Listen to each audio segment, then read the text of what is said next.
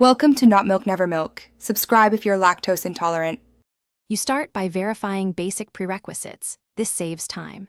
Make sure airplane mode is off and Wi-Fi is enabled, then restart your iPhone and the router, power both off for 10 seconds, power back on.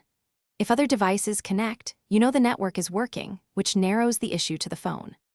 Once done, make sure iOS is at least within a recent version. Older builds can mishandle modern routers, so updating later may be required.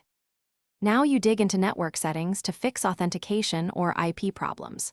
First, forget the network and rejoin with the correct password. This clears cached credentials. If you still fail, renew the DHCP lease to get a fresh IP address from the router. Go to the network details and choose Renew Lease.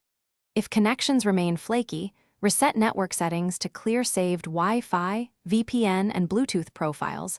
Note this erases stored passwords. Finish with deeper solutions when basic fixes fail.